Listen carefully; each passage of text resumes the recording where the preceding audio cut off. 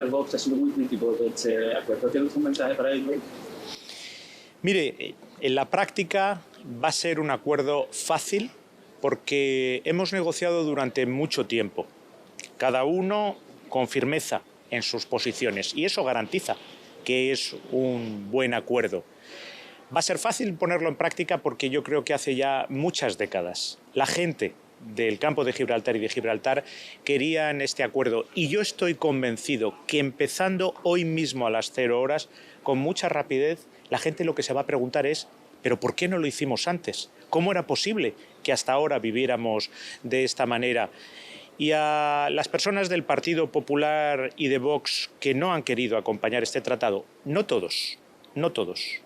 Debo de decir que el presidente de la Junta de Andalucía siempre me mostró públicamente y en privado su apoyo por este acuerdo, pero aquellos que no estaban a favor del acuerdo le diré que aunque ellos no lo sepan, ellos también han ganado, porque este es un acuerdo a favor de los 300.000 andaluces del campo de Gibraltar, de sus intereses y de su futuro, y porque al final cooperar, invertir en convivencia, crear convivencia como este tratado solo puede redundar en beneficio de España. Tal vez ellos no lo saben todavía, pero este acuerdo también es para ellos, también es para su convivencia, y ellos, como españoles, también han ganado.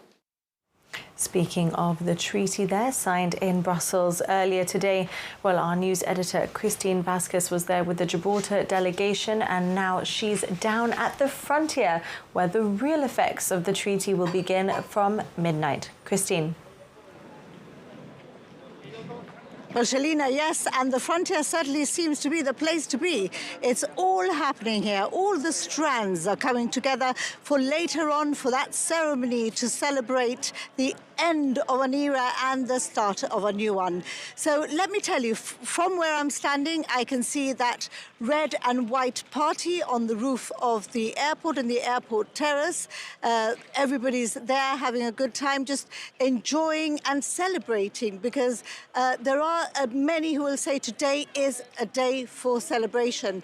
There's great interest from the press, mainly from the press in Spain. So a lot of reporters, slight organized chaos down here. So everybody's trying to stake their claim on where they can put their tripods, where they can put their cameras to get the best view of what will be happening later on.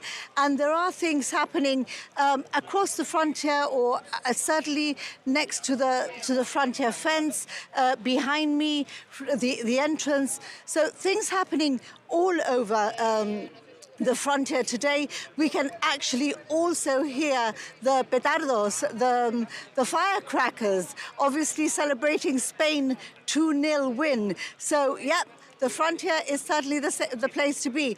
And somebody who's been down here for a long time, actually since 7 o'clock, 7:30, is Paul and Mary Cartwright. It's really important to them. Today is a historic day. They have been waiting. They want to be the first to cross through. We actually interviewed them a bit earlier on because they didn't want to miss their place. Paul, you've been here for a couple of hours now. You want to be the first one to cross without your passport? Well, one of the first ones if we can, yes, of course. It's a very important and historical moment for Gibraltar. And after Brexit. Freudian slip. I think that's okay. My apologies. I think it's the best outcome that Gibraltar could ever have. And it goes against everything that all the Brexiters wanted. So I'm really proud that the Gibraltar government, together with the Spanish government and the EU, managed to click this one out. Marica, ¿has venido por tu cuenta o Paul te...? Vengo por mi cuenta porque hemos luchado mucho por esto, hemos trabajado mucho con el Brexit, hemos ido a todos los marches posibles en Inglaterra y para nosotros esto es muy emocionante. Hemos luchado mucho por esto. We've avoided the soft border, we've avoided the hard border, and now we have no borders. So Boris Johnson, Nigel Farage, and co. Thank you very much for what you tried to do with Gibraltar, but as we always say, we are as hard as the rock, and now we've got one step inside the EU, and who knows, tomorrow the whole of UK could probably rejoin the EU, and together with us, of course. You said it was very important to you that it's a historic day, but have you been stressed about the whole thing? It's taken 5 years, these negotiations. So do you feel a sigh of relief today? Well, yes, excellent. It's indescribable. I think it is the best outcome that could have possibly come for Gibraltar, because the reason why we fought against Brexit was that we didn't know what the hard border with Gibraltar was going to entail, and I think it's absolutely the best solution, the best agreement possible that we could ever have. Mari, ¿cómo te sientes de que va a haber mejor vecindad? Hombre, me siento emocionada, a la misma vez un poco preocupada por la incertidumbre que podemos tener aquí en Gibraltar, pero vamos, contenta por un lado, porque espero que sea para bien de los dos sitios, ¿no? De los dos lados, para nosotros que vivimos aquí y para la gente que viene de España, también para los trabajadores y para todo el mundo. Well, I wish you the best of luck. I hope that you do make to be one of the first ones crossing across, because you have asked everyone, where do we cross? And nobody not even the Spanish police. No pasa nada. Por fin la línea de Gibraltar, vamos a ser un pueblo unido. Gracias a Dios. It really is history in the making. Well, the treaty is the final result after a decade of negotiations since the fateful Brexit vote. The campaign for Gibraltar to remain in the European Union was headed by Gemma Arias Vázquez, now a government minister, and expected to stand unopposed for the GSLP leadership once Fabian Picardo steps down. She joins Jonathan Sacramento down by the airport now, where there is also a reception currently underway at the air terminal balcony. Jonathan. Yes, indeed. It's been quite busy at the airport today. First of all, a dramatic homecoming, with the Chief Minister arriving from Brussels fresh with the signed treaty under his arm, well, metaphorically under his arm. And now the airport terminal is the scene for quite a soiree, a reception here to celebrate today's momentous occasion. And there's quite a lot going on up there. There's a band playing. I think I've heard scores from the movies, and in particular Titanic and Armageddon. I'm not sure those are very appropriate for today's occasion, but nevertheless, I'm sure they've entertained the audiences there. We wanted to film to bring you some pictures from that reception. Unfortunately, we were not granted permission to film. We've respected that. We were told no filming inside the reception. No one said no filming from above the reception. So we've got a lovely shiny new drone in the skies, and we've taken some pictures for our audience of that soiree here at the airport terminal balcony. So yeah, everyone having a lot of fun up there, and one of the guests of honor, I would imagine, is the Chief Minister-elect, I suppose we can call her that, is Gemma Arias Vázquez. Thank you for joining us out here and for taking some time out from the party itself. Gemma Arias Vázquez, I bet that 10 years ago we never thought that we'd be standing here nearly midnight and with no border. Well, Jonathan, as you know, when we led the Stronger Ring campaign on the 24th of June, it was a very dark day for Gibraltar, and we certainly did not know what the future held. So no, I did not envisage that this was going to happen 10 years ago. So tell us what the vibe is, what's the atmosphere like up there, and what's the kind of tone that you've had amongst cabinet ministers today, seeing your Chief Minister arrive and sharing those moments with him? So I think everyone's very excited. Everyone's very excited for what's to come.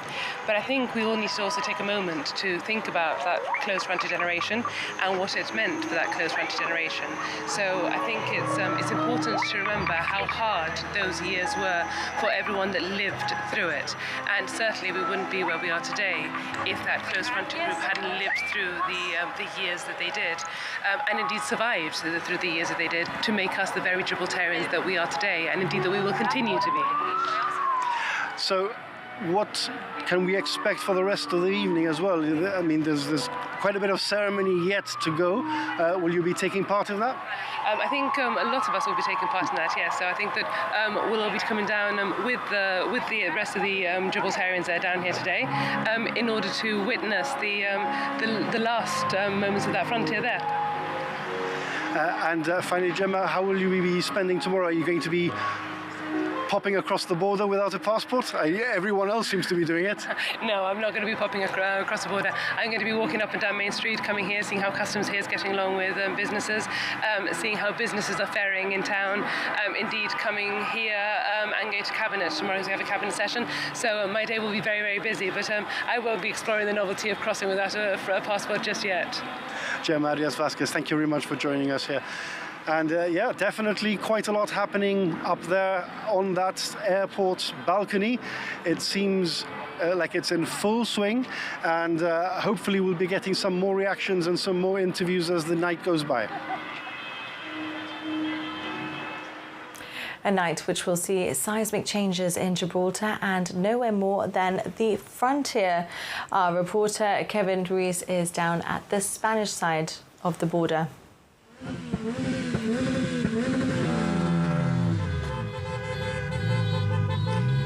Okay, so it's been a relatively quiet night here at the frontier until a few minutes ago. As you can see, it's gotten very noisy. Of course, people have been keeping away from the area because everybody's been watching that game, Spain versus France. And as you can see, everybody here at the frontier now celebrating Spain's 2-0 win against France. At the minute, like I say, we have no one coming down to the frontier because of the historic occasion. Everybody, as you can see, is coming down. They're driving around, dando spins, celebrating Spain's win. We've also seen people coming back into Gibraltar after enjoying a night out, possibly watching the game. We know the heart of La Línea, La Plaza Cruz Herrera, was packed to the rafters with people watching football, many people from Gibraltar included. Other than that, it's been relatively quiet. We just went really noisy seconds before we went live on air. The frontier, it's been a relatively quiet, ordinary Tuesday night. People just coming back into Spain from work, people heading back into Gibraltar after a night out, especially now that the game is over. Traffic now because of the wind, the Spanish wind. Spanish journalists have descended, of course, into the area. They've all gone across into Gibraltar now and have attended the event being hosted by the Chief Minister. Many will be coming back to La Línea closer to midnight. So everything could change in the next while. We're expecting people might be gathering here to witness a historic occasion. We understand that's already happening over in Gibraltar. Wow, what timing. Thank you, Kevin, speaking to us live in La Línea there. Well, I'm joined here in the studio now by my colleague Rosa Stengo and by historian Richard Garcia, who will look back at the history of the frontier and what this change could symbolise for the future. Thank you both for joining me. Richard, first, just the significance of this moment in our history. Well, it is a very significant moment. I'm old enough to remember when the frontier actually closed. And that was for vehicular traffic in 1968, 1 year before the full closure of the frontier. And I recall that the governor at the time, Sir Gerald Lathbury, went on television, and it was a momentous broadcast. So people sort of took that really, really seriously, and there was a very solemn atmosphere in Gibraltar at the time. And then when the frontier fully closed the following year, 1969, because between 68 and 69, only pedestrians were allowed to cross into Spain and from Spain into Gibraltar.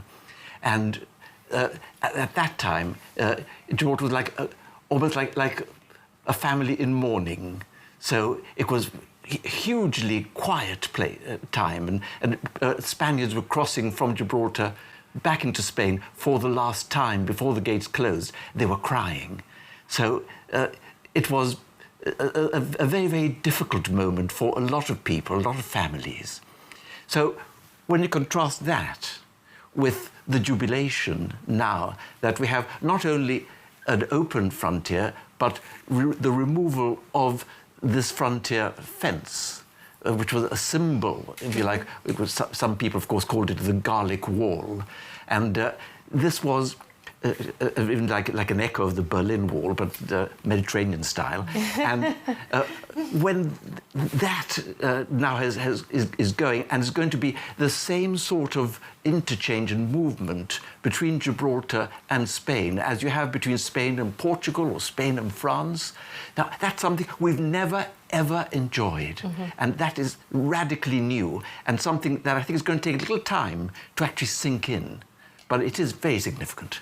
Richard, can you just tell us about the history of the fence itself? When did it go up and why did it go up? Now, the line where the frontier is today was a line that was established back in round about 1730. So we're talking about nearly 200 years ago.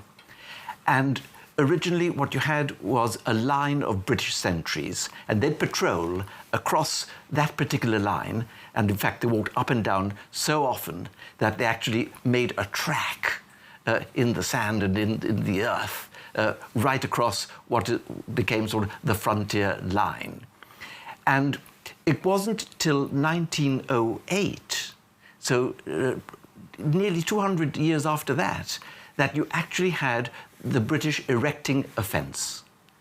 And when it was decided that we were going to put a fence up in 1908, they didn't finish doing it till 1909, but when they decided they were doing so, they informed Spain as a matter of courtesy, not because they had to consult Spain and they thought they will tell them that we're doing it so they won't be totally surprised when it happens. The Spaniards in the 1890s had put up a fence on their side without consulting Britain, without saying anything. And there hadn't been any sort of big hoo-ha. But of course, when Britain went to put up that fence, then the Spaniards reacted. It took them 6 months to react, but they did react, they did complain.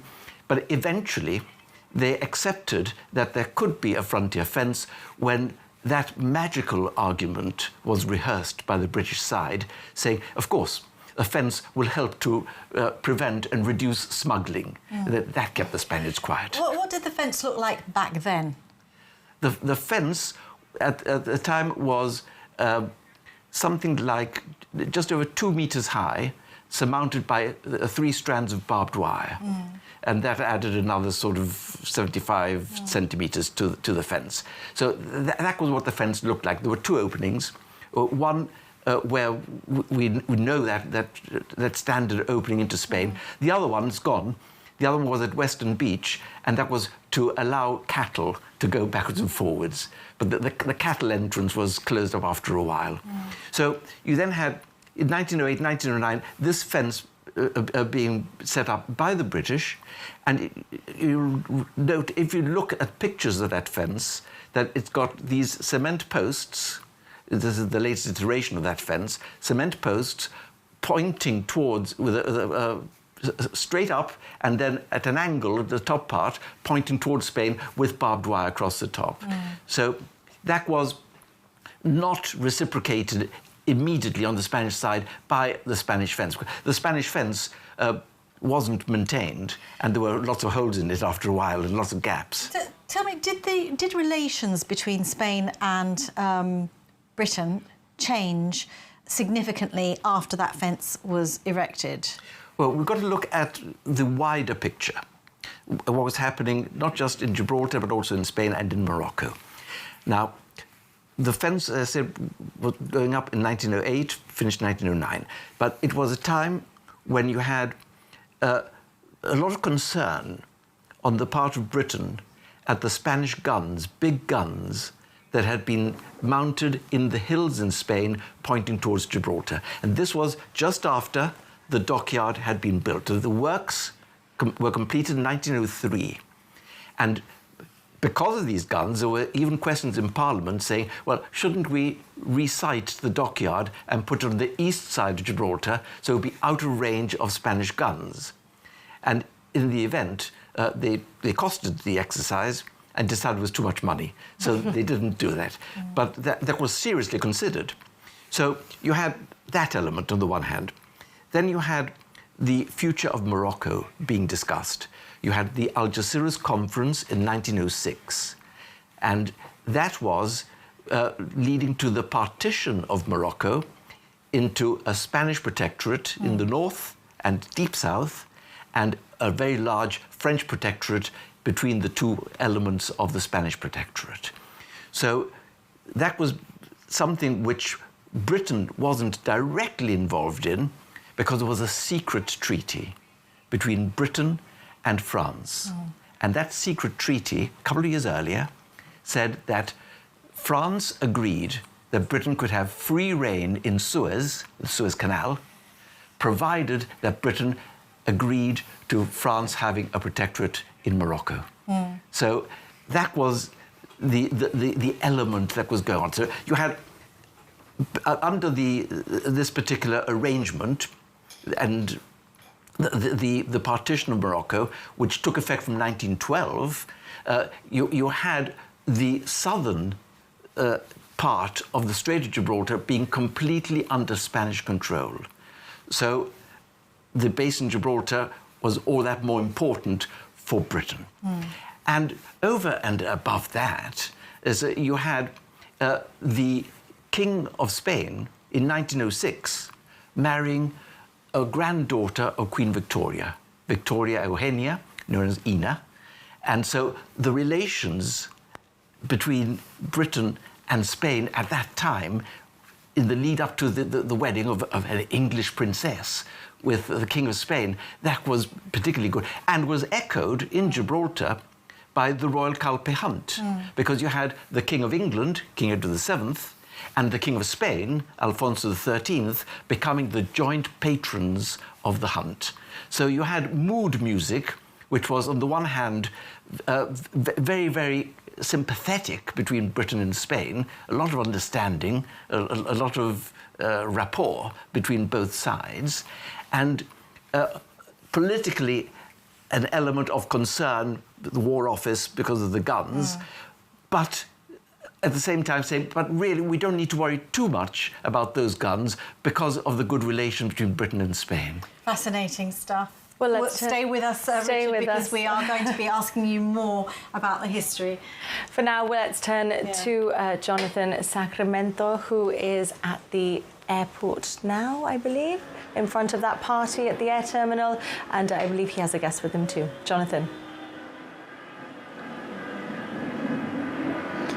Yes, it's getting even more boisterous up there now, but the movie orchestra scores have made way and moved to some jazzy piano. And we're joined now by a man who I'm told enjoys a bit of jazz, Nigel Feetham, Trade and Industry Minister. You like a bit of jazz? I'm not sure I like jazz. I like other music, but perhaps not jazz. Tell us, do you have recollections and thoughts about when the Frontier first opened in '82? I do, actually. I was a teenager, and I remember that we congregated here, the youngsters, the young people in Gibraltar, we congregated here after really being brought up in a Gibraltar with a closed frontier. And I remember very clearly we were here during that day when the frontier opened, and it was an amazing day, and things changed in Gibraltar, and things changed hugely for the better. And I think this is a historical day for Gibraltar, and in years to come we will look back and say, you know what, this was the right decision to take. I've been in government for 3 years. People perhaps don't realize how much work has gone into this. We've had cabinet meetings from one week to the next where I've left a cabinet meeting and I've said to myself, I'm not sure we can deliver on the treaty because of the so-called red lines. The Chief Minister has stuck to those red lines robustly, and we're here today. It says a lot for the work that has gone into this. I'm hugely positive, and I think that this is the right decision for Gibraltar, the right decision for the economy, and certainly the right decision for our grandchildren and our children. Is it that sort of vibe, the sort of 1982 frontier opening vibe that we have in Gibraltar today, or is it something completely different? I think it's something completely different. I think people are cautiously optimistic, if I can use that phraseology. I think the vibes back then were entirely different. In other words, we had a closed frontier, a totally different scenario to the one that we are seeing here. But I think people need to appreciate that had we not done this deal, the consequences for Gibraltar would have been profoundly negative in terms of the economy. Most people look at the economy as something very remote, and I keep saying and I keep repeating in every interview that I do on GBC in particular that we've got to really think about the financial stability of Gibraltar. Nothing else matters unless we have a strong economy and strong public finances. You can hear across the border all those car horns. That's obviously the the reaction to Spain winning in the semi-final of the World Cup. Do you watch football? Do you follow it? I'll be honest with you, I haven't watched a single match, but I tell you what, a Gibraltar company that we licensed in Gibraltar called Predict Street, we licensed them before the World Cup. They are one of the biggest sponsors of FIFA during the World Cup, and they tell me, because I haven't watched a World Cup match yet, that their title, Predict Street, ADI Predict Street, appears in every single match. We've licensed that company in Gibraltar. They are a Gibraltar-based company, and I'm proud of the fact that we licensed them in Gibraltar.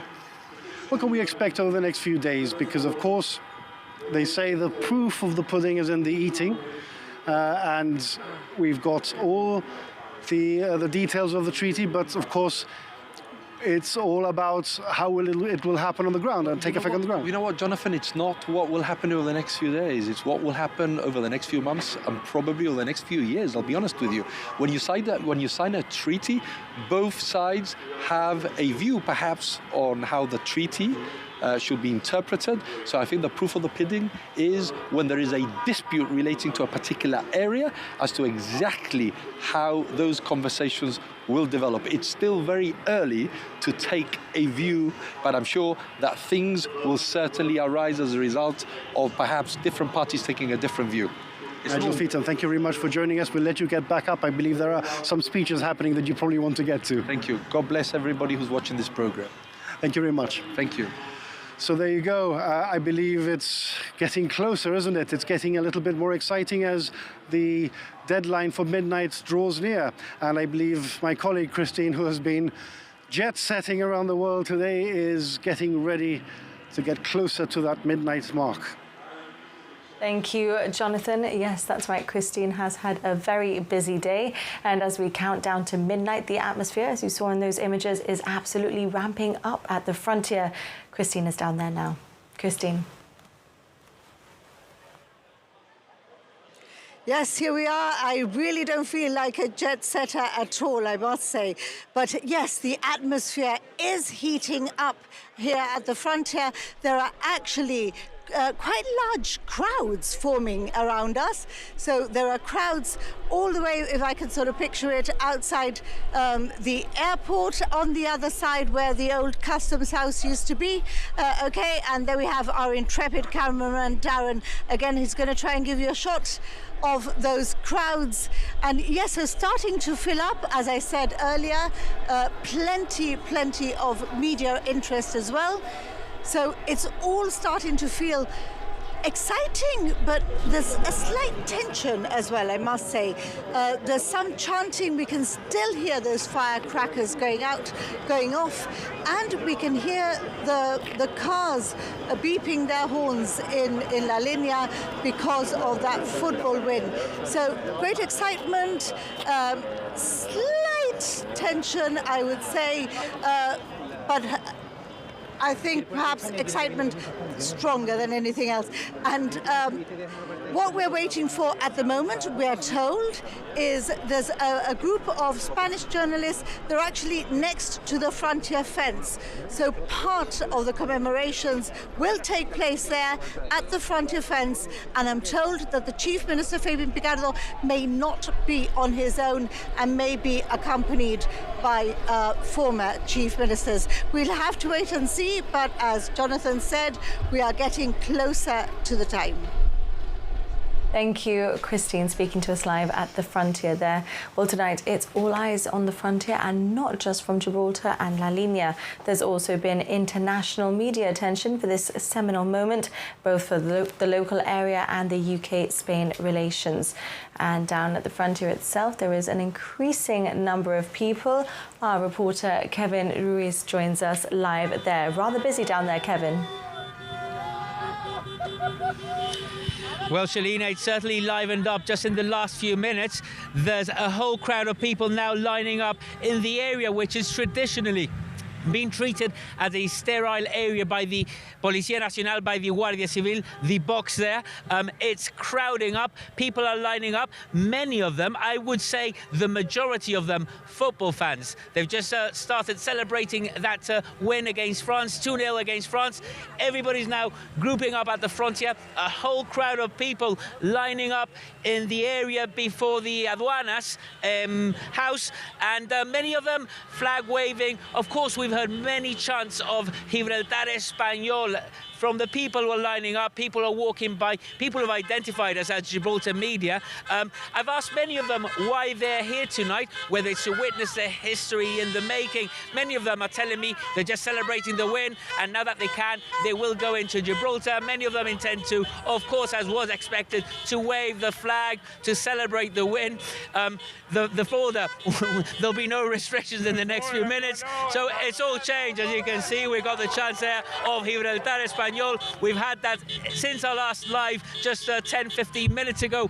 It's certainly livened up. Importantly, though, on the Spanish side, we have seen police presence step up in the last few minutes. We've seen a number of Policía Nacional. They've emerged from El Cuartel. They're now here. They're just standing with the crowd. No action has been taken. It's peaceful. It's very noisy. Yes, those chants of Gibraltar Español, but it's relatively peaceful. It's mostly noise. Now, everybody's waiting. Just a few minutes ago, everything will change. Thank you, Kevin, speaking to us live from La Línea. Well, you're watching a special GBC News Bulletin. It's still to come. More reactions and analysis ahead of the moment of truth, midnight, when the treaty comes into provisional application. We'll be back in a few minutes.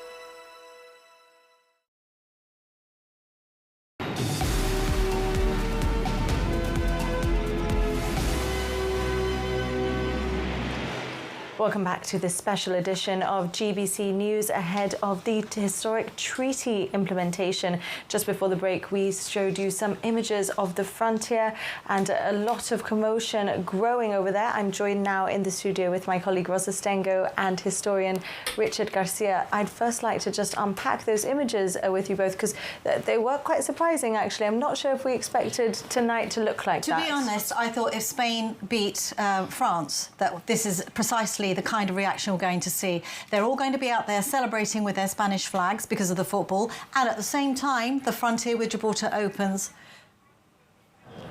We're actually going to the frontier now, and we can see the Chief Minister there.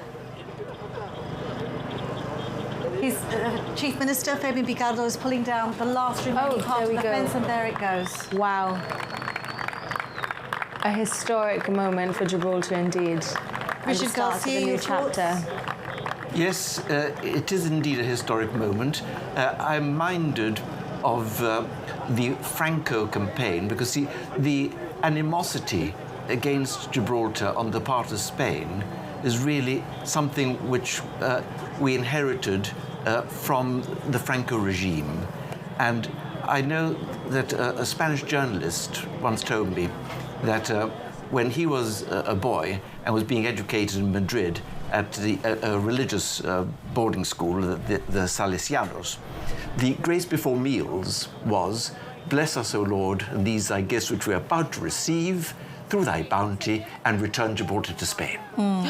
That was the grace before meals in a school. So therefore, you had a whole generation, or generations, which have been brainwashed into thinking Gibraltar Español, Gibraltar is Spanish. So you can't expect that to change in 5 minutes, because it's not going to happen. And that is some of what we're hearing this evening. Exactly. What we're seeing here is the fruit of that campaign, that insidious campaign from the Franco regime, which tried to convince everybody, and successfully did. Because, you see, if you hear a message from your government, you're going to believe it unless you have good reason not to believe it. So everybody believed it. Yeah, now, despite the images that we've just seen, we've got the 4 chief ministers there, Sir Peter Caruana, Fabian Picardo, Sir Joe Bolzano and Adolfo Canepa, All four are on the same page with this treaty, saying it is the right thing for Gibraltar.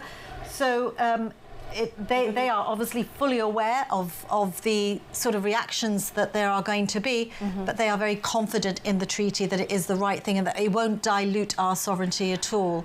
I suppose despite the reactions or images that we've seen this evening, it doesn't dispute what's next to come. No, the new chapter, we've heard so much about the new era of relations. I suppose it was always going to have some sort of reaction to begin with. Yeah, again, you don't know to what extent the flag waving on the part of Spanish individuals is typical of the totality of the population there. And often it is a very small minority that make a lot of noise. So I think we've got to wait and see before we can actually judge. Unfortunate coincidence with the football timing as well. We are actually getting some reactions on social media from people who are watching these images and are not happy at all. One person says, is anyone going to stop these imbeciles from entering Gibraltar, shouting their usual chant and waving Spanish flags? Wonder what's about to happen.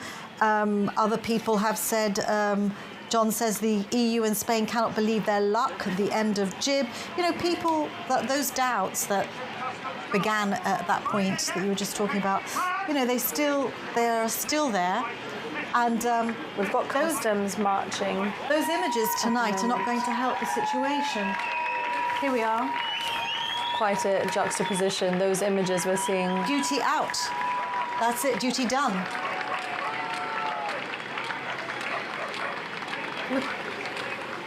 Look at the crowd.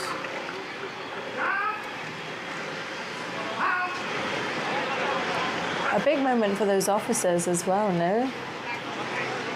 And it's very different from when the frontier opened after it had been closed back in 1982, when they couldn't find the key on the Spanish side to open the gate. And there was a very awkward episode there before the gates actually were opened on the Spanish side.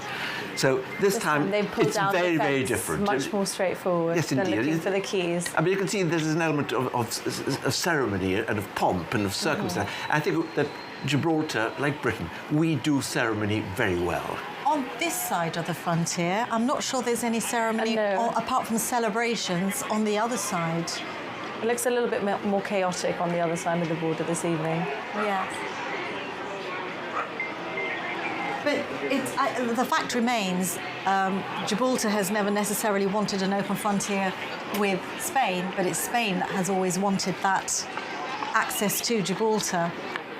Well, I think we've got to look at the history of the frontier, and Spain has never wanted to accept the frontier as a frontier. So even with the Cordova Agreement, every time the word frontier appeared in that agreement, it was frontier/fence. Because for the Spaniards, it was just a fence. Because if they accepted that it was a frontier, then they accepted everything on that side of the frontier towards Gibraltar was British, which Spaniards did not want to accept. Well, let's cross over to our news editor now, Christine Vasquez, just to get a sense of what's going on at the border ahead of the treaty's implementation. Of course, we've seen those images. Christine, give us a sense of the atmosphere now. Well, if it was buzzing a few minutes ago, it's certainly buzzing now because, of course, everybody's come down from that party from the airport. So it's quite packed, as you can see behind me. In front, there's the Gibraltar band. I think they're getting ready to perform Ode to Joy. That's, of course, been seen as traditionally as the European anthem. We've had the chief ministers there by the fence. And, of course, suddenly we've had a whole flurry of journalists trying to cross over to this side, and as I said earlier, everybody's staking their claim. So it looks like it's ready to happen. Customs are in place.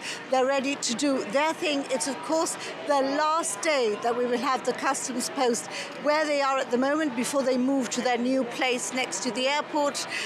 There's slight trepidation. We put all our stuff in there. We've put all our kit in their offices, and it looks a bit sad that it's all coming to an end so So further proof of the end of an era, but great excitement, and everybody's anticipating what's going to happen, what sort of ceremony we're going to have. And strange to see that we are underneath those 3 flags when we put the Commonwealth flag up after Brexit, and how the years have gone by. So it's just more history in the making, and it's all been made piece by piece. So here we are, we're awaiting the Chief Minister and the Chief Ministers to come here. I believe that they're going to be joined by the Governor as well. So that's all happening in a few minutes. Thank you, Christine. Some remarkable images there. Well, as Christine said, it is history in the making, not just on the Rock, but also across the border. Kevin Ruiz is in La Línea. Kevin, we saw it was getting extremely busy over there. Give us a sense of the atmosphere. Well, Shalina, it's certainly picked up from just a few minutes ago. We've got a massive crowd down here now, and we've got all sorts happening. We've had abuse being hurled at Pedro Sanchez. As you can see, we're being surrounded by chanting fans. We've had people interfere with our work as we tried to report tonight. And of course, those chants of Gibraltar Español with a flag waving. As the crowd continues to gather in the sterile area, what used to be the sterile area of the Spanish border, the crowd continues to come down, and it's only minutes before everything changes.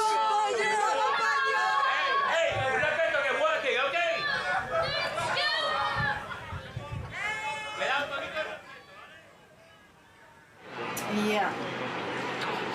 Very exciting. Kevin Ruiz speaking to us there. Some quite shocking images, I suppose, for people at home. Not completely unexpected, I would say, but yes, that's a very hairy moment there for Kevin trying to do his work. He's been jostled by a lot of people. People are writing in, very sad day for Gibraltar. Our forefathers should be turning in their graves. People aren't happy. I think when you see the crowd, when you see the flags, it will upset people, I think, at home. Yeah. For anyone who had a bit of doubt about the treaty, this will be quite difficult to watch. Yeah, because, you know, it is a political agreement, it's a legal agreement, but on the ground it means something more, Richard Garcia, doesn't it? It means more to a lot of Spaniards than just a political agreement. Well, the fact that it is a treaty is particularly significant for Gibraltar and is also a safeguard for Gibraltar, because it is a treaty made between the European Union and the United Kingdom, not between Spain and the UK, but between the European Union. So this actually is enshrined in a law. So we had the Córdoba Agreement, which was hugely beneficial to Gibraltar, because it was as a result of the Córdoba Agreement that you started to get fluidity at that border to a far greater degree than had existed previously. But that was only an agreement. So it meant that it could be broken by Spain if they chose to do so, and they did. They chose to walk away and renege from it. So this is a treaty which is different, and in that regard, it does protect us. Now, obviously, seeing persons coming into Gibraltar waving Spanish flags is not something that anyone in Gibraltar is going to welcome in any manner or form. But it shows more about the small-mindedness of the people waving those flags. Richard, I'm just going to interrupt you because we've had some developments. We've had to stand our reporter Kevin Ruiz down. He's been jostled by a crowd, a very rowdy Spanish crowd, has felt quite unsafe in that environment. We've had to remove our cameraman there, and we understand, Shalina, that flags have been put up at Europa Point and at Spanish the mosque. flags. Yeah. Yes. We are hearing some reactions online as well. Quite a few people upset at the images they've seen. Richard, how does this compare to what you saw when the border opened all those years ago? Very, very, very different. Because at the time you did not have a Vox, you didn't have an extreme, far-right Spanish party heirs to Franco and the Franco dictatorship. and obviously they've been planning this from, I would imagine, very, very meticulously, so that they could come and make their political point at our expense. So I think this is something which shows malice on the part of the perpetrators.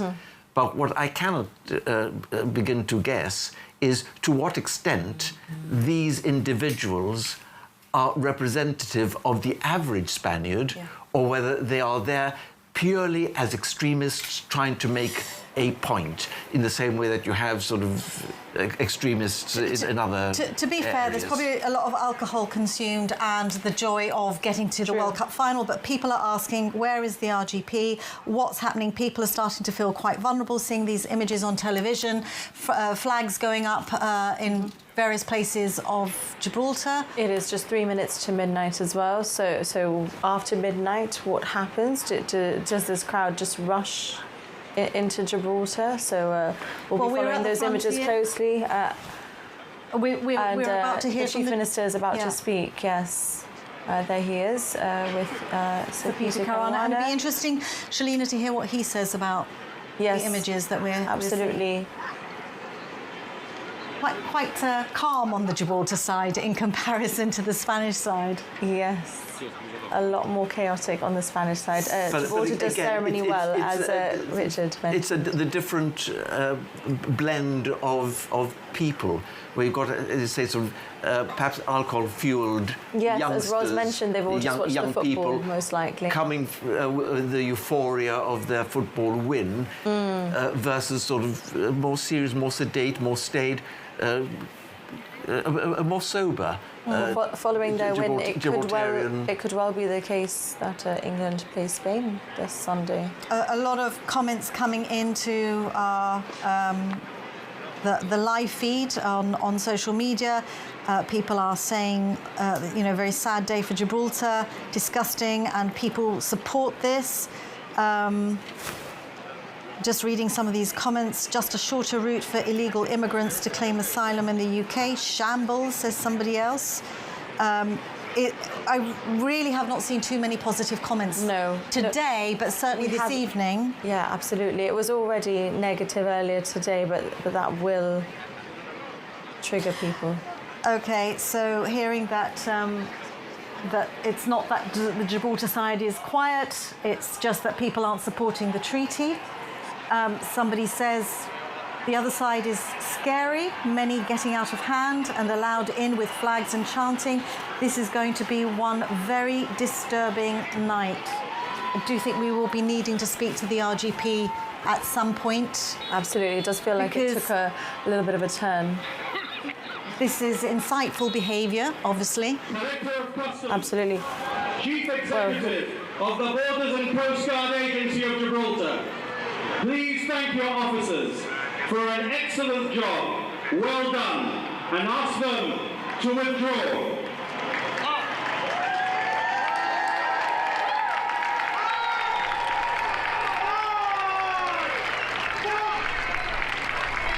Those officers.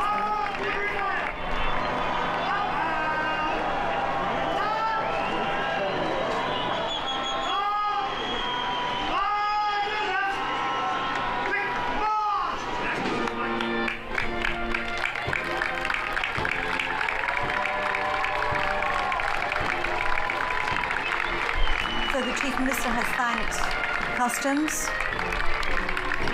But it is fair to say, Shalina, ceremony but not celebration, apart from the party that we saw on the airport roof. Which is in quite sharp contrast to the images we've seen across the border. There you go, there Chief Minister and Juan Franco, the Mayor of sharing this moment together. Yeah.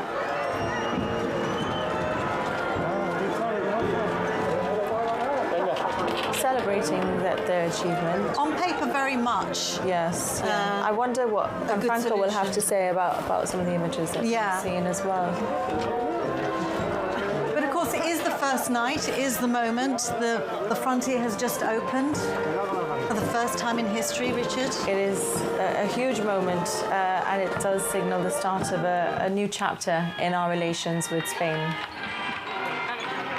this moment will be remembered forever. It is a very significant moment, not only our relations with Spain, but also our relations with Europe, because, of course, by being able to move seamlessly from Gibraltar into Spain, not only people, but also goods, that's something that we never had before. And obviously, by being able to move into Spain, it can move anywhere else within Europe. So this is actually a very, very significant moment for us, and one that we need to reflect on. And we need to set to one side the way in which a small number of very loud persons from the Spanish side are choosing to, if you like, sort of make a political gesture, on the one hand, with what this actually means in real terms for Gibraltar moving forward. Let's turn now to Christine Vasquez, who is with the Chief Minister, Fabian Picardo. Christine. Chief Minister, it's been a very emotional day, hasn't it? I've run out of tears. For the first time in 15 years in politics, I've run out of tears. This is an emotional day, but now that I have crossed the frontier without a passport and without an ID card, I believe that we have done it. And I've heard Ode to Joy. Customs and the BCA have withdrawn. We've done it. Europe is back. We have an association with Schengen. We can now move freely, and we have cheated the worst effects of Brexit. Well, Chief Minister, all is not rosy because we've had to pull our reporter from the other side because it's not a great ambiente after the football. There's a lot of Gibraltar Español. Well, Gibraltar Español may be what people say, but it'll never happen. I don't think even they believe it. And look, they can say that, but what matters here is that we have a treaty that is going to enable us, on days when the football is good or when the football is bad, to deliver for our people what we needed, which is to avoid the worst effects of Brexit. Thank you very much, in particular, for the coverage that you have done this day, so that everybody in Gibraltar has been able to see what has been happening in Brussels and here. Chief Minister, I'm sure that there's time for harder news a bit later on, and we'll get the opportunity to do that. Thank you.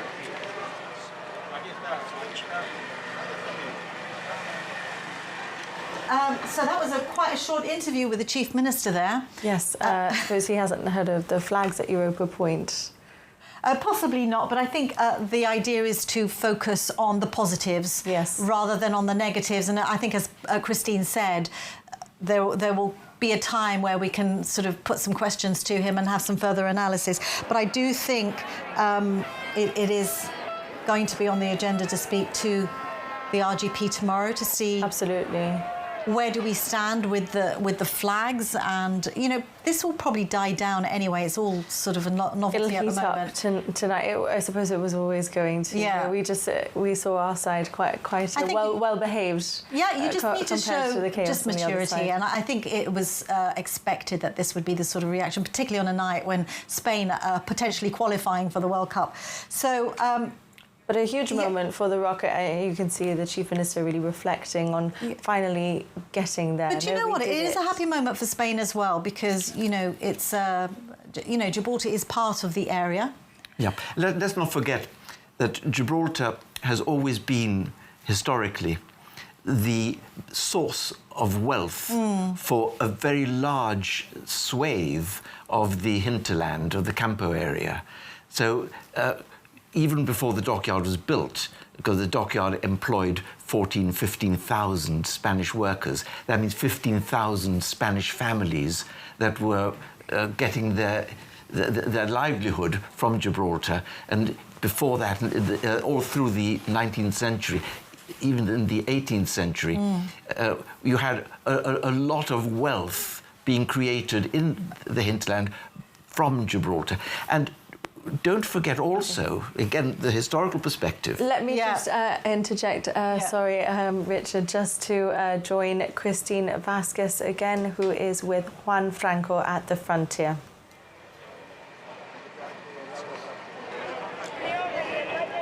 Señor Franco, muchas gracias por estar aquí con nosotros. ¿Cómo se siente? Yo pensaba que esto nunca íbamos a verlo.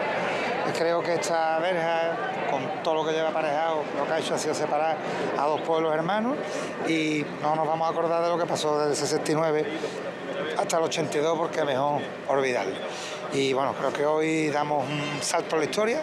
Estoy seguro que hacia adelante, y en nuestra ciudad pues esto puede servir como un incentivo para seguir creciendo y seguir penetrando nuestra economía con la de Gibraltar, en el buen sentido, y que entre todos consigamos esa zona de prosperidad compartida de la que tanto se ha hablado.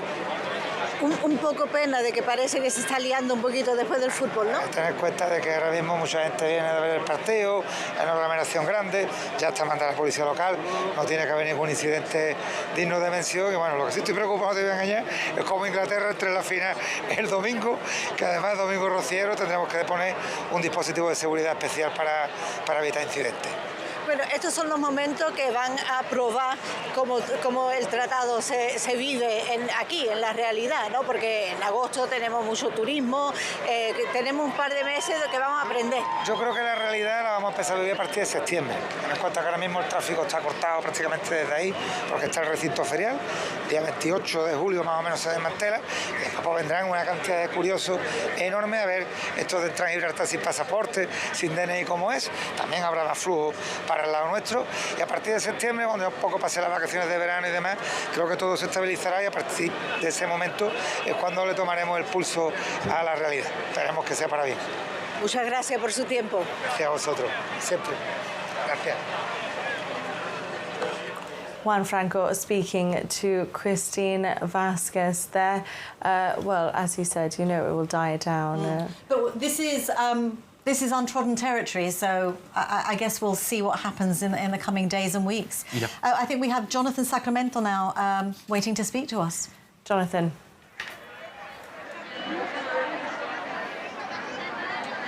So we've managed to cross over ourselves without passport, without ID card. Everyone, every Spanish, British, Gibraltarian reporter who was on this side of the border and in the well-controlled press pen has burst straight into the border, because there's a lot of tension here. There's the Spanish crowd on this side of the border is rather animated. They've been shouting some remarks, some of which were less than neighborly, others directing themselves to Pedro Sanchez in less than polite terms. But generally they seem to be containing themselves, or at least they seem to be respecting the authority of the police officers who are keeping them at bay. I believe that just now a couple of cars have crossed in, two or three cars which were waiting patiently to be the first vehicles to cross over, and those are through, but there's no way any more vehicles will be able to come through, because there is an absolute throng. It probably didn't help that the timing was unfortunate, and of course Spain has qualified for the World Cup final this very night, this literally just minutes ago, and the crowd here is riding on that wave of nationalism that has been generated by football fervour, shall we say. I have to say that in the last few minutes, whilst I've been talking, things have actually calmed down a little bit, but there's an underlying here. No one seems to know what's going to happen. It was expected. Most people here were expecting to be able to cross over when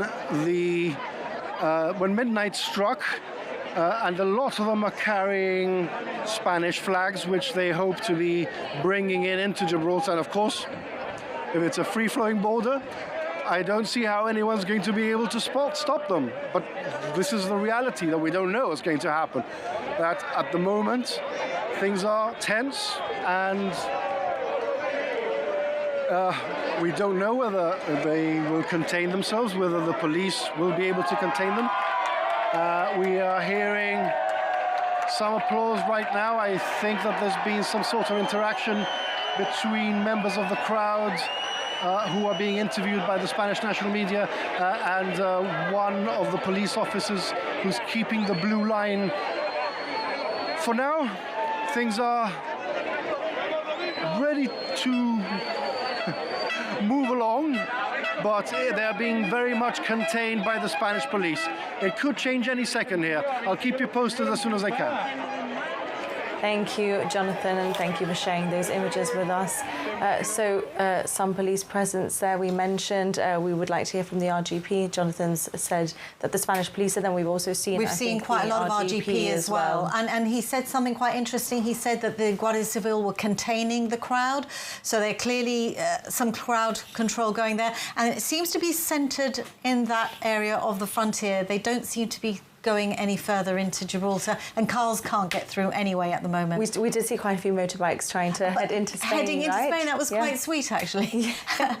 In Gibraltar, quite a lot of scooters and bikes taking advantage of it, as you would expect. I suppose that the crowd that we're seeing there just reflects, the amount of interest there is in the border and in our relationship with Spain. There are so many people who will be impacted by this change.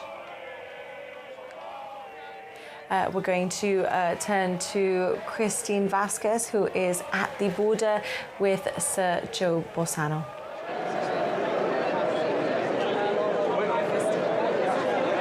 Well, I must say I did not expect these scenes where people are just crossing in hordes to cross the frontier without a passport. We've seen motorbikes doing it, we've seen cars. I mean, the crowds crossing right now. It's absolute mayhem.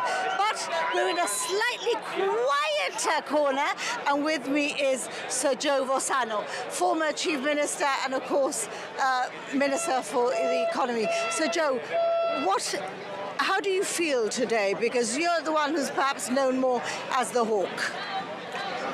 Look, I think we're overdoing it. As far as I'm concerned, the fence has come down, but the border is still where it was before. And Spain and the European Union end in the same place, and we have not given up 1 millimeter. And the only thing that we're celebrating is that we've got normality, which only shows how abnormal everything that was before the thing. I mean, when Spain came into the European Union well after us, you could walk freely in and out of France and freely in and out of Portugal, but not freely in and out of Gibraltar. Not because we stopped it. So it's quite obvious that our neighbors haven't got round to understanding this. But we Gibraltarians will survive whatever happens.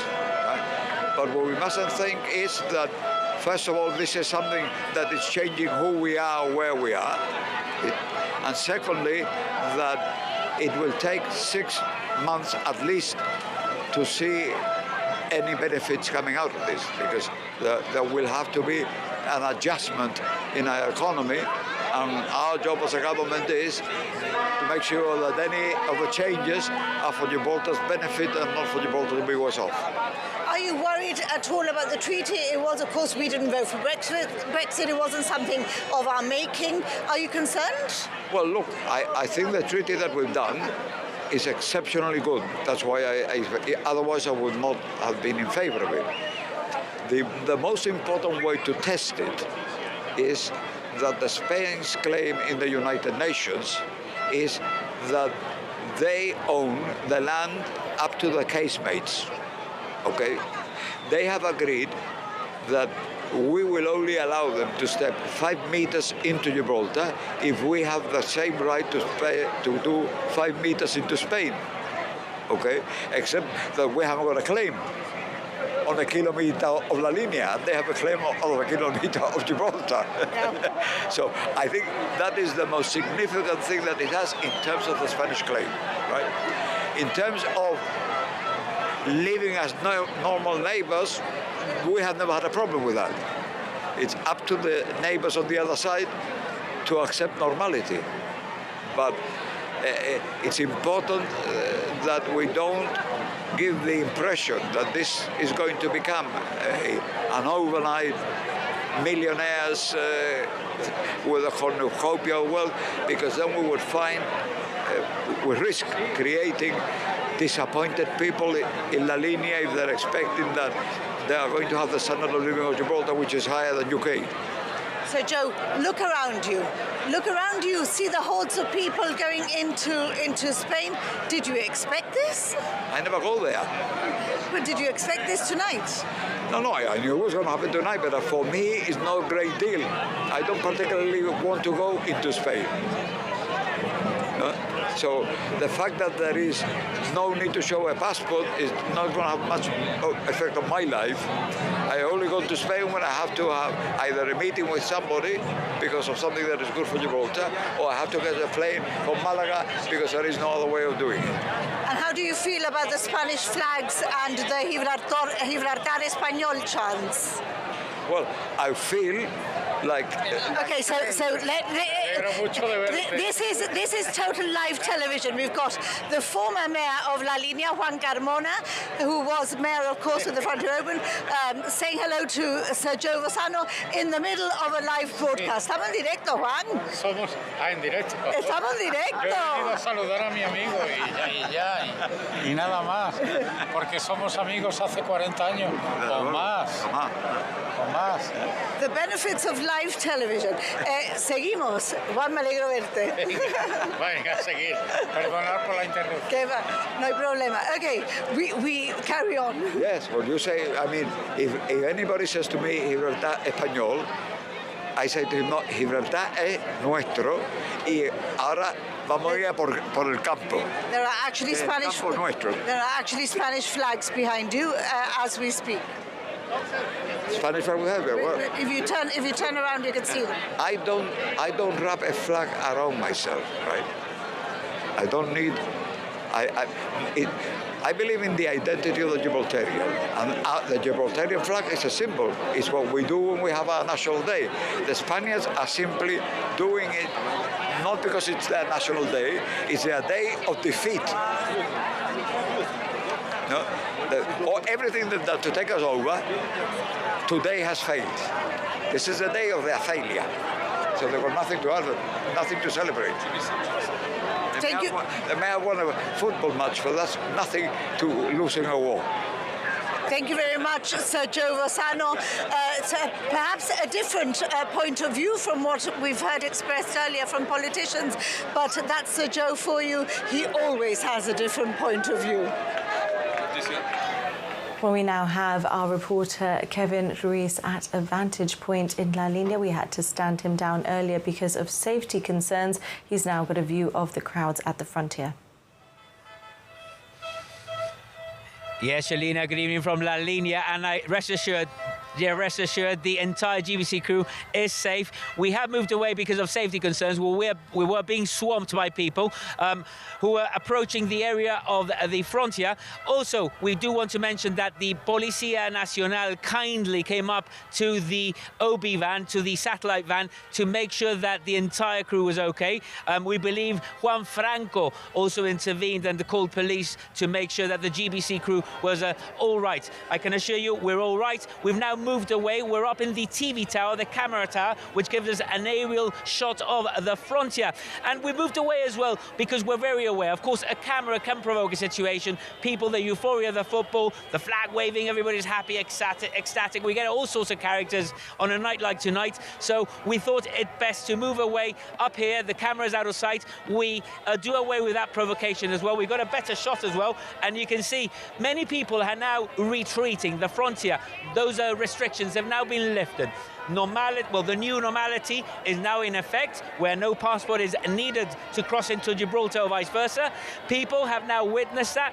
They're moving along, especially those with young children, because we have had a number of families with young children and prams come to witness a historic occasion.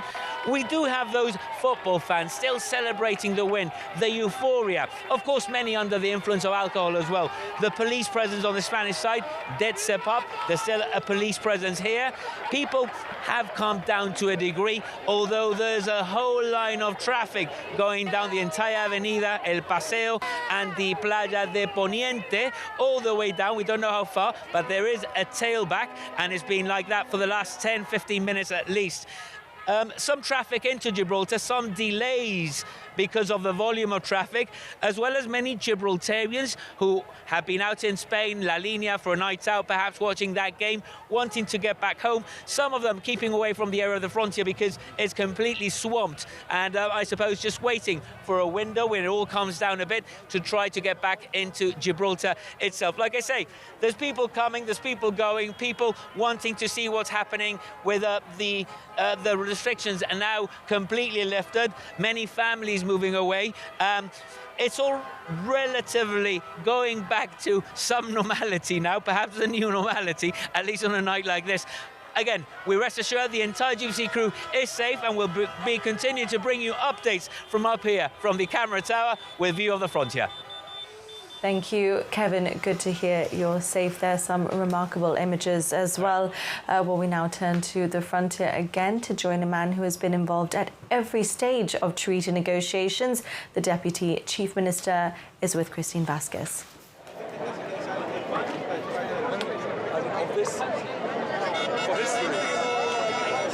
Dr. Garcia, you've been very, very involved in the negotiations. Look around you. How do you feel? Well, look, it's been, first of all, let me say on the negotiations, it's been a long and difficult journey, as you know. There have been lots of ups and downs. It's been a kind of roller coaster ride on many occasions. And at some point during those negotiations, we didn't know whether we would end up with a treaty or not. We've ended up with a treaty. We feel that is the best way forward for Gibraltar. The alternative was no treaty and everything that meant. So status quo, as we've kept on saying, was not an option. We couldn't stay as we were. Either we have a treaty or we have the consequences of no treaty. So in relation to that. Secondly, in relation to what you're referring to today, look, this is unfortunately the day of a football match, so I imagine that's why people are dressed in that way. I must say, it does feel quite surreal to have Spanish flags behind us. It's been a very surreal experience entirely today, from the beginning, flying out to Brussels and participating in the signature and in the lunch with the Commission and the Spanish and the UK delegation as well. And now coming here to Gibraltar and seeing the dismantling of part of the border and seeing people here from both sides celebrating what's going on. There were winds of change today in Brussels. One of them was hearing the Spanish Foreign Minister actually thank the Chief Minister, and as I said earlier on one of my pieces, he was a man who actually cropped him out just over a year ago, because the treaty we've had for the agreement we've had for a year. That lunch, I believe, was very, very jovial as well. Why do you think it is? It was a very friendly lunch today. I think the difference with the other occasions was that on every other time we were actually having negotiations. So the lunch with the papers and files and documents, discussions and arguments, so it didn't really make for a very, most of us probably ended up with indigestion after it. Now it was very different. It was a very calm experience, a very friendly one. People recounted anecdotes from the 10 years this has been going on since we voted to remain in the European Union, but the UK voted to leave. So it was anecdote, it was sitting there having a friendly discussion and enjoying a meal. I suppose through the negotiations as well, everybody was keeping their cards quite close to their chest. So there was almost a sigh of relief today. That's why there was a tension throughout the whole process. I mean, it wasn't over until it was over, and nothing was agreed until everything was agreed. So that meant every other encounter of this nature was precisely because of that far more tense and far more difficult. Whereas this time, on this occasion, it was very friendly, and that made a difference. So if you had to explain how you're feeling now, today? So I think, as I said earlier, it's been a surreal experience. I mean, none of this, you don't expect it to happen until you see it happening. And today and tomorrow, I think, will be like that. It will be almost unreal. Just give it some time to sink in. Thank you very much for speaking to us, Deputy Chief Minister José Garcia. Thank you. Well, we turn now to Jonathan Sacramento on the Spanish side, and he's hearing from some of our neighbours who've come to the frontier tonight. Jonathan. Okay, well, you know, the nervous energy has burst It's gone back and forth. I do believe that what a lot of people seemed to want to do was just walk back and forth across the border freely, just because they could. And we are going to try and start. Just a few minutes ago, this was one massive wall of people moving back and forth. It's loud. There's a rather festive air, and a lot of people want to speak to us. Let's have a chat. Okay. Muchachos, ¿cómo se siente andar para arriba, para adentro y para afuera? Una alegría, una alegría. Ah, Para pescar para allá, para Gibraltar, no tiene ni nada. Pesca, pesca. Does anyone speak English? I speak un poquito. Bueno, ¿se está divirtiendo o no? Sí, very much, very much. Pues nada. Viva España y Franco también. In the wind. Well, you know, this is live TV, and some people will not behave. Let's try and grab some of the people over here, guys. English or Spanish? Sí, Spanish. Spanish, pasar por aquí. Háblanos de cómo ha sido su experiencia de pasar para adelante y para atrás. Pues ha sido súper raro, pero fantástico, porque yo nací en el 69, cuando cerraron la frontera. Tengo familia aquí, venía a Gibraltar en verano, tenía que hacer 5 horas, luego abrieron la frontera, pero encima ahora no llevar documentación y sentirme tanto ciudadana de un lado como de otro, porque Gibraltar lo siento como mi familia, igual que mucha gente de Gibraltar siente la línea o España como parte de suyo, porque es nuestra parte visual, todo. Yo a veces digo que nosotros tenemos más cariño por la roca en el sentido de que la vemos más que vosotros porque estáis debajo, y vosotros tenéis más cariño por nuestra montaña porque la bahía la veis vosotros, ¿sabes? Y además estoy con los grupos de sketchers de Gibraltar también, pintando, o sea que, venga, Pues nada, yo muy feliz. Muy Bueno, feliz de que se divierta, que los muchísimas llanitos gracias. tengan su sitio y nosotros nuestro. Vale, muchísimas gracias. ¡Vamos, Morrison! Hola. ¿Nos quiere hablar de cómo se ha sentido usted de estar cruzando la frontera para adelante y para atrás? Nosotros muy felices y muy contentos de que haya ocurrido por fin. Ya era hora. Vale, muchísimas gracias. Let's try and move across to one of the vehicles if we can. Sorry, we're just bundled in. ¿Nos quiere hablar de su experiencia de GBC? Yes. I speak English, sorry. Okay. Tell us about your experience of having crossed the border back and forth. It's fun, very exciting. I think it's like the Berlin Wall coming down for me, so it's good. Have you always lived in Spain? Yeah, like for 17 years now. But yeah, I love both places actually. Yeah. Okay. Thank you very much. Let's try and move over to try and catch some of the vehicles which are crossing over. Okay. Hi. English or Spanish? ¿Qué dices? Look at this. Tell us your thoughts of crossing over today. I had to do it today. I did it in 85, I did it in 82, and I wasn't going to miss out on tonight. It's a very exciting evening. It's a wonderful step in the right direction, so I'm a very happy man. Thank you very much. Let's try and move on to the next car, see what they have to say. This is a Spanish car, and we're getting a no. But maybe the next one wants to talk to us. Hola, ¿qué tal? You speak English? Yeah, Gibraltarian. You had a Spanish number plate.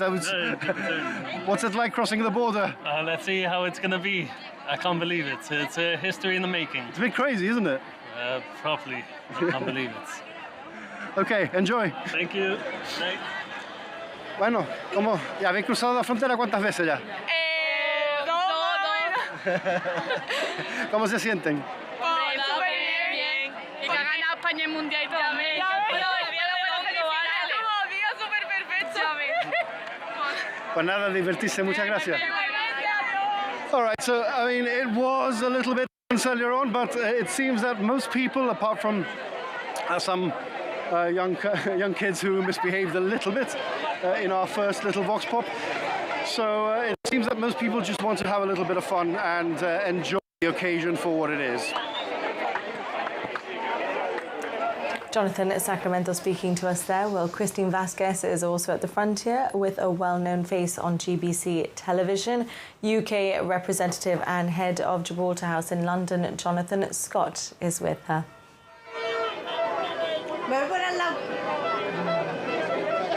Okay, yes, So we're here at the frontier and there is a lot of noise. I'm here with my former favourite colleague who is now in London, and our man in London, a bit like our man in Havana.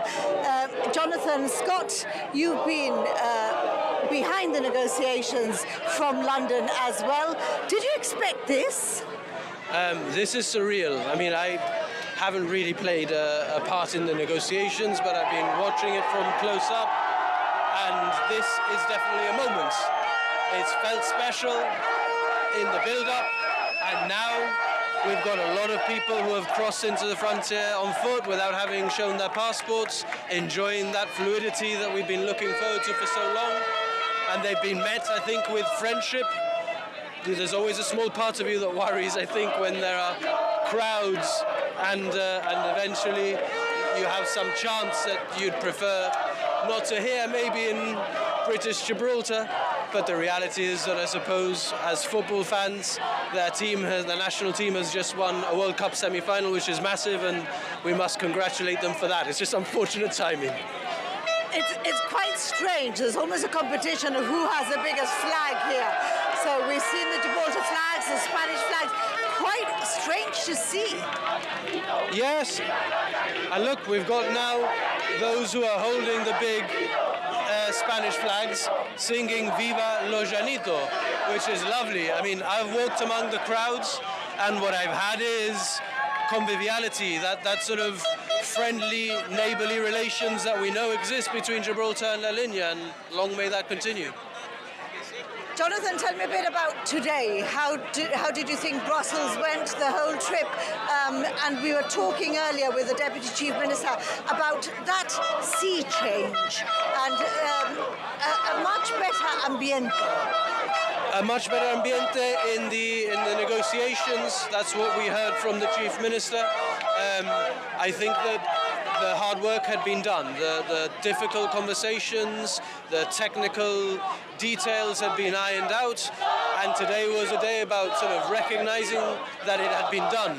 Goodwill had been shown, trust was built up over time, thanks to the Attorney General, Michael Jamas, the Gibraltar representative in Brussels, Daniel D'Amato, at an administrative level, alongside our FCDO colleagues, and of course on the political side, the Chief Minister and the Deputy Chief Minister, who have okayed every political decision in the negotiations and have made sure that it works for Gibraltar. But each side has done the same for them, so that's why it's taken so long, and that's why it's so complicated. And with all negotiations, there are compromises, and we heard those discussions in Parliament, and I'm sure we'll continue to have them, but I think everybody agrees that it's a beautiful moment. It's a strange moment in the UK. We might have a new Prime Minister. We will have a new Prime Minister. The House will recess, Parliament will recess for the summer, and then we've got ratification. How do you see your role over the next few months towards the autumn when we have ratification? Because we'll have to put our foot on the pedal. Well, the Chief Minister might go and give evidence in the House of Lords as part of that. And really the role of the Gibraltar House in London is to speak to MPs who are interested in understanding what the treaty contains, what it does. We always make sure that we say that Gibraltar wants it, and the Parliament voted 17-0 for it. So, you know, it's the will of the Gibraltarian people, which makes things a lot easier. And our role will be to communicate both ways. The Gibraltar message to our UK colleagues, and make sure that we hear what's happening in Westminster and feed that back to the Gibraltar government here. Okay, if you can just move to one side, I'm not very sure.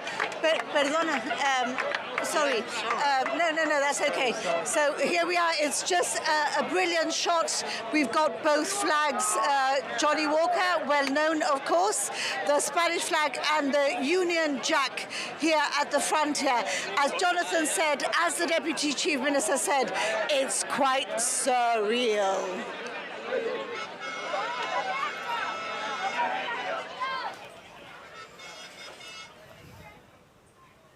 Well, some remarkable images there coming through.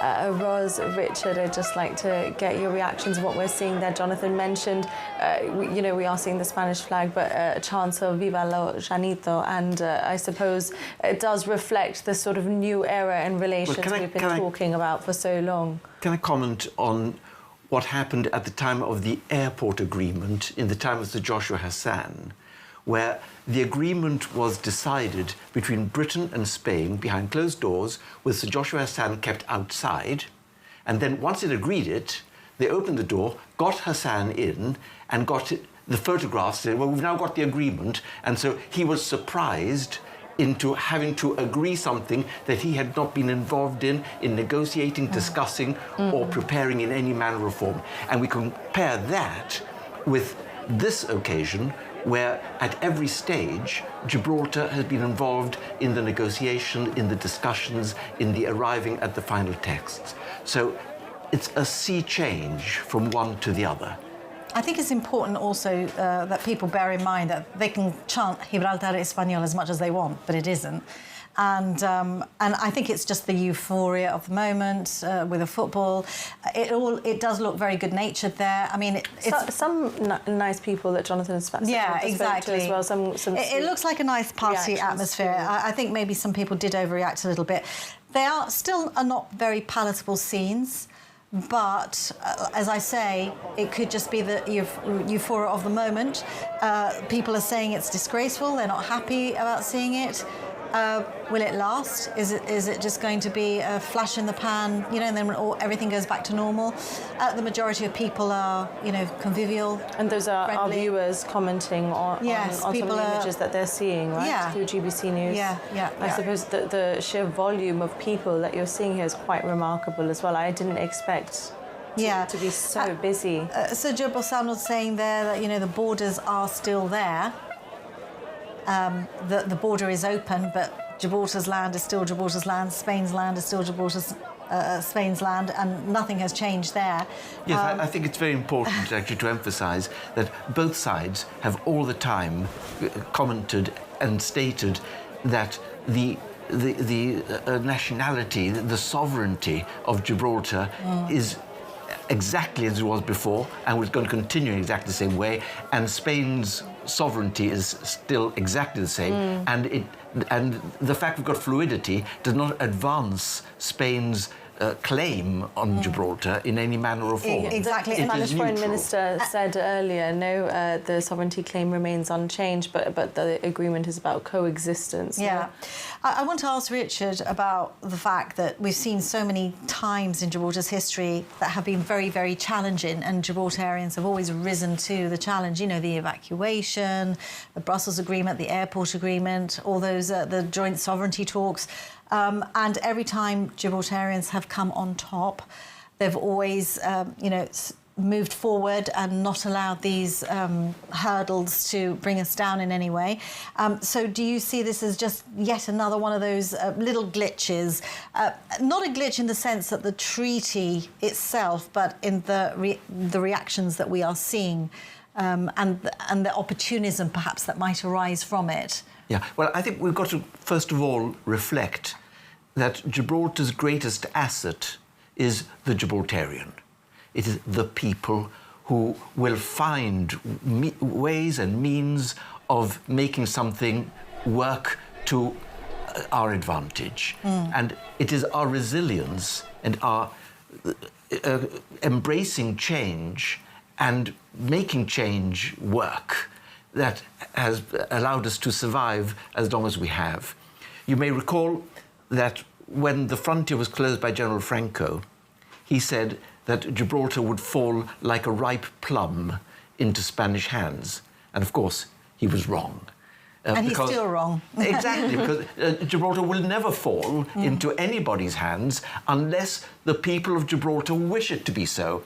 And at the moment, and always, the position of the people of Gibraltar has been that we are British, we want to remain British, and for the foreseeable future, we will want to continue to be British, and we will be.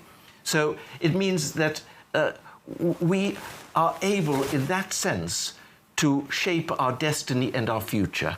So it is by finding ways and means of making this work to our advantage that we will move forward. So we don't yet know what those challenges are going to mean in practice. It takes time for that to happen. In the moment. And then we will find ways of making sure that that works. In the moment, though, we are getting a lot of very, very strong reactions from people who are not happy with the scenes that they've seen. I have chest pain, que vergüenza. You have a weird sense of party, crying emojis. Where is our future security if people come in hordes with no control? How scary. Also, some more messages coming in here. Just reading some of these to you. Yeah, actually, that's a repeat of what I've just read. It is official and signed. Gibraltar will never be Spanish. The Spanish government has fully accepted that. It's nothing more than provocative. It is official and signed. Gibraltar will never be Spanish. You've just read that one. Exactly. We're getting the same messages here. They win the match and they come to taunt us. They're obsessed, in my opinion. Yeah. So some mixed reactions there on some of the images that we're seeing. Sticks and stones may break my bones, but words shall never hurt me. A very good English saying there. And I think people just need to bear that in mind, don't they? They can say what they want, but we know that Gibraltar will never be. Exactly. So, Richard, you know, what are your thoughts seeing these images then? After, you know, a historian, you've seen and learnt so much over the years.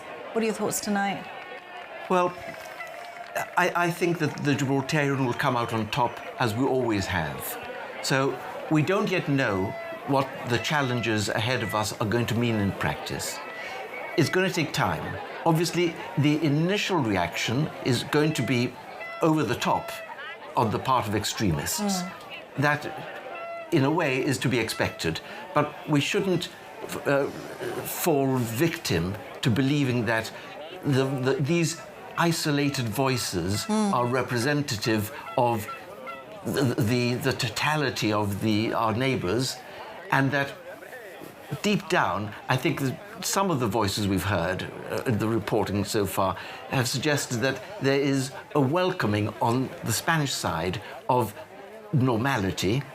Sir Joe Bassano commented that it's the first time we've actually got a normal frontier between Gibraltar and Spain. And that, for some people on the Spanish side, is very worrying for them, because it does put paid to a great degree to their claim over Gibraltar, because we now have this normality and an acceptance that there is a difference when you cross that particular line. You don't need a passport to cross it, you don't need an ID card, but that line is still there. And you are crossing from Spain into Gibraltar, or from Gibraltar into Spain. So we have not forfeited anything in terms of our identity, our nationality, our sovereignty, our jurisdiction. And I think it's very important to just remind viewers there of the security, enhanced security at the frontier. We have facial recognition, we have automated number plate recognition. We've seen many cameras in Main Street CCTV, as well. Police presence at the frontier, so there is enhanced security as well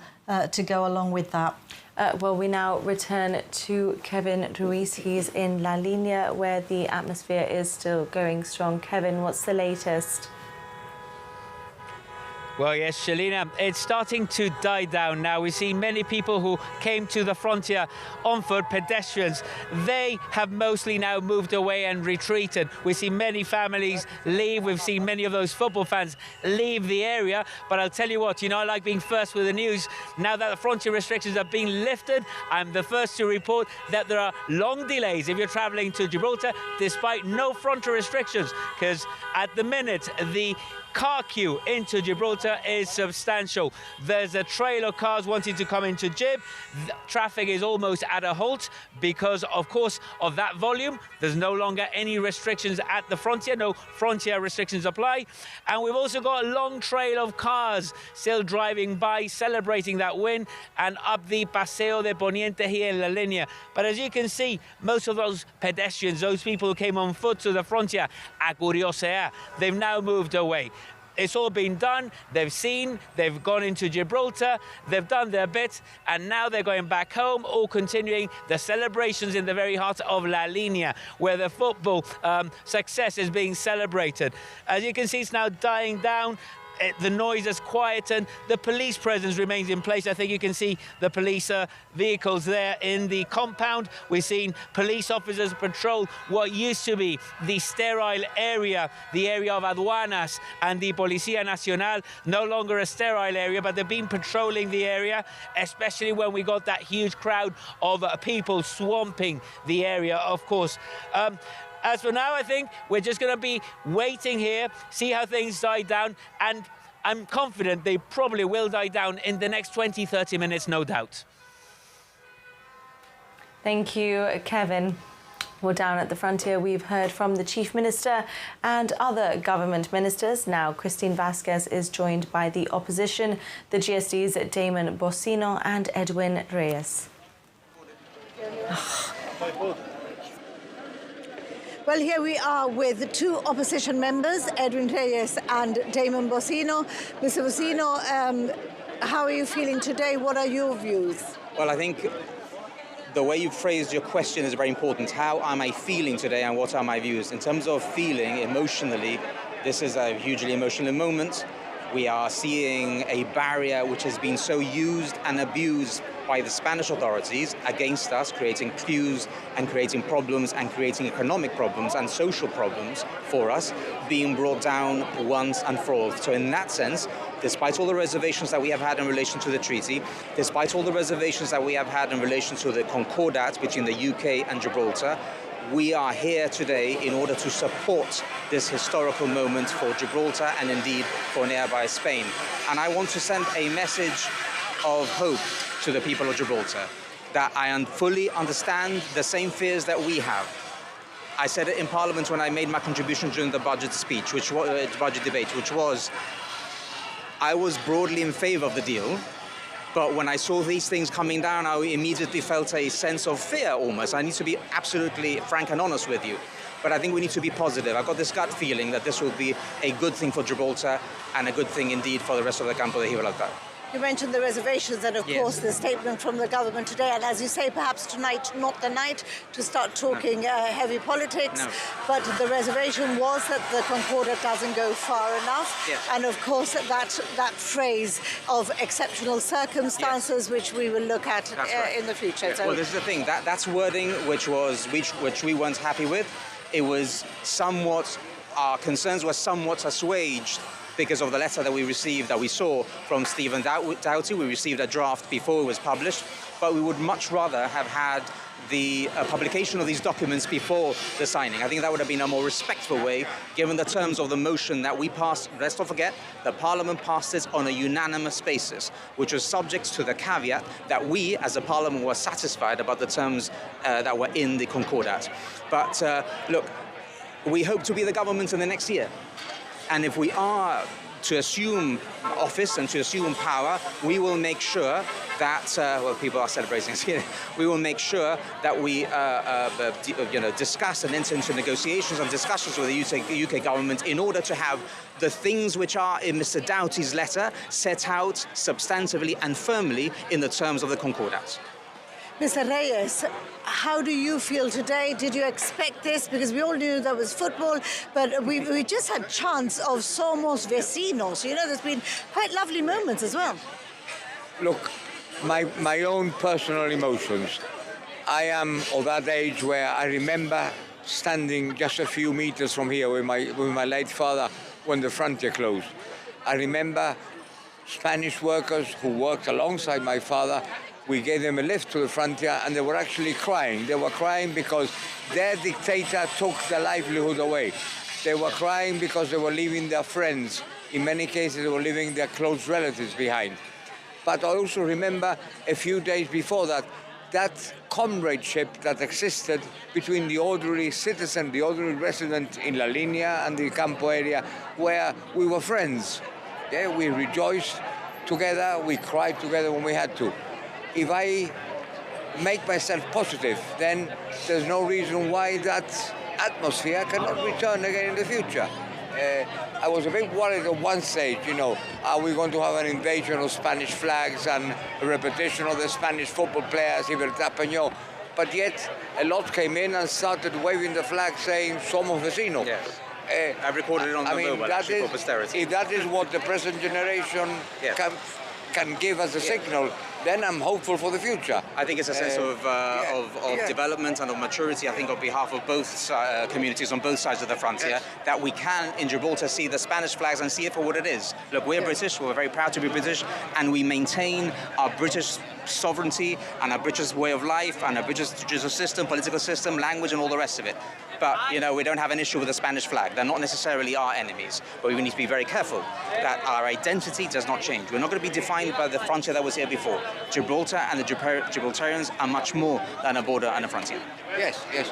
Even, I mean, I had relatives like my paternal grandmother. She was born in Spain, but because she lived in Gibraltar, she felt as British as anyone else, and she hardly knew more than 5 words in English. And that is what can easily happen. You've got the Spanish and the British flags behind you as you speak. You can look back and enjoy it. Thank you very much, gentlemen, for joining me this evening. Thank you. Christine Vasquez speaking to the GSD's Damon Bocino and Edwin Reyes. There's some very personal reflections from both the GSD members there, Ros. Yeah, we just report what we see on the ground and what we hear on the ground, and that is exactly what our reporters, Kevin, Christine and Jonathan Sacramento, have been seeing and reporting. There is a lot of celebration there, a lot of good spirit as well. We've heard we've seen some scenes where they perhaps got a bit over enthusiastic, bang on 12 o'clock, but largely it seems to be well-natured. And I was just thinking, in a year's time, we will be reflecting back on tonight's images, and I wonder how far we will have travelled in that next year. And I think we just have to be patient, hold on to our identity and not allow ourselves to feel threatened by chants and flags. And you know, I do think that I just don't think we can predict where we're going to go, but I don't think necessarily we should judge it on some of the scenes that we've seen tonight. Absolutely, and alongside some of those negative scenes have been some very positive ones too. Richard, we've spoken about some of the obstacles that Gibraltar has faced throughout its history with Spain. Do you see another obstacle for us now? Is this a start of maybe less of those adversities? Well, I think it will be sort of something that over time will quieten down. That's what history tells us. I'm reminded that whenever there was a change of military governor in Algeciras, he would come and pay a courtesy visit on the governor of Gibraltar. They would play the Spanish national anthem in Gibraltar. They would fly the Spanish flag for the Spanish general. They would have the troops out and saluting the Spanish general. So this was something that was normal in the past. It wasn't normal in the 1960s and afterwards, but it was for many, many years in the early years of the 20th century. So things can be different. I think what we have now is a new opportunity. What we make of it is what's going to determine how things are going to pan out in the future, what we make of it. So it's up to us to seize new opportunities. Well, what a day and what a night for Gibraltar. Our news editor, Christine Vasquez, was in Brussels for the signing this morning and is still in the heart of things at the frontier, along with Jonathan Sacramento, who's spoken to people in La Línea. Yes, here we are. It's starting to slightly empty out, but still very good ambiente. I know that I said at one point that it felt there was a slight tension. I think that tension has gone. There's been, as we spoke earlier, all this somos vecino, all this neighbourly thing. And Jonathan, we just heard a happy birthday in both cumpleaños feliz and happy birthday, which has been quite sweet. I tell you what, that's a birthday someone will never forget. that to be able to celebrate it in such an unusual, but also quite a seminal moment. Yeah, I do concur with what you were saying. I was right on that border when the Spanish throng was starting to push in, and there was a little bit of nervousness. But I think that popped. It popped the moment people streamed in. You know, it was allowed to flow, people went in and out, and the initial... I mean, look, there were a few unsavory comments made, and there's still a little bit of provocative flags being flown. But look, I'm sure it was bound to happen at some point during the course of the night, but we haven't seen the worst of what could have been expected. You know, I think this is as good as it could have gone. Well, the other day we were actually saying that one of the things that we feared would be a Spain-England final. And even tomorrow, because we are suddenly hearing 40 years later, whatever it is, Las Malvinas, you know, and we are having England play Argentina. So, bit dodgy that as well. I'd like to think that there are people in Argentina and the Falkland Islands thinking, we could really do with a piece of that right now. Good neighborly relations. But yeah, no, absolutely. Whenever there are sovereignty issues at stake, there's always going to be a little bit of tension, especially in moments like this. But like I said, I mean, it's been kind of convivial, hasn't it? It's just been like flowing back and forth, people talking to each other. There were moments of tension here and there. But again, it's been an odd night. It's been an odd night. And it's quite funny, we've just seen customs sort of walking around aimlessly. It's almost like they don't know where to go tomorrow. Yeah, it's a change. It's a change for them as well. It's a change for them. It's a change for the employees at the Gibraltar Air Terminal. It's a change for borders and coast guards. I mean, these are the people on the ground who are feeling it perhaps more vividly and more physically than anyone else. So yeah, absolutely. It's just no change for us because we are here again tomorrow. We're here again tomorrow morning. Absolutely. It's been a crazy day, perhaps for you more than most. I'm sure at some point you don't even know which country you're in anymore. But yeah, absolutely. Tomorrow's from 11:30. We'll be back on another live broadcast because, of course, it's the day where it's all happening for the first time. Of course, this is like the midnight, the rush. But tomorrow, it's all happening as part of the, a part of the day-to-day now. Well, actually, because we have got tomorrow the 13th moving to the 15th. So everything that we expected on the 13th, that was a visit from the Spanish Premier, Pedro Sánchez, the Spanish Foreign Minister, José Manuel Álvarez. We'll expect them both here today. They're having their own celebration from what I've learned, and I mean, I'm totally picking up fag ends here. I think there's going to be a marquee on the Spanish side of the frontier, but there will be some sort of celebration with Gibraltar, some sort of contact. We're not very sure what it's going to be. So more fun and games tomorrow, Jonathan. And as far as we know, that visit is still on. It's still happening. It's going to be, again, surreal. But it's just kind of part of a bit of a block of days where everything has felt really surreal. I've spoken to quite a few people on the ground, a lot of them from different generations, from different ages, and they remember different things about what cross-border life has been. For some people, they remember that most of their lives, the border was closed for the younger part of their lives. And then I've spoken to a few school friends as well tonight, reflecting on the closed frontier that we grew up with when we were children. And it's just surreal to think that this is happening now. And it's bizarre. It has been a really historic day, a really historic night. And in 20 years' time, 30 years' time, we'll be watching ourselves again on Rewind and thinking, didn't we look good then? Thank you, Jonathan. Thank you, Christine. History in the making, truly, but now the future unfolds. Well, that's all from the GBC News team on a truly historic night with some controversial scenes. 10 years from Brexit, the UK-EU Treaty for Gibraltar was signed, and just over an hour ago it was put into provisional effect, bringing an end to frontier controls and drawing crowds to the area. What will come next for The Rock? We'll find out in the coming days, and GBC will be here to bring you the latest. Tomorrow morning, The Breakfast Show on Radio Gibraltar will once again be broadcast on GBC television with live reports from the frontier as Gibraltar wakes up to a new era.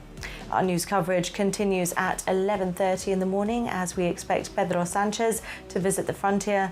For now, we leave you with images of today's momentous events. Thanks for watching.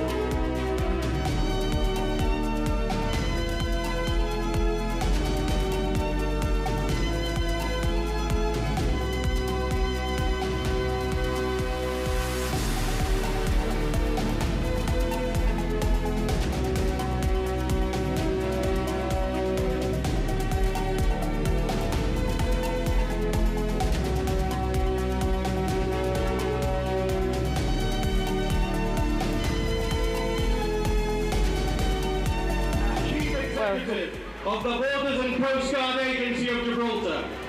Please thank your officers for an excellent job, well done, and ask them to withdraw.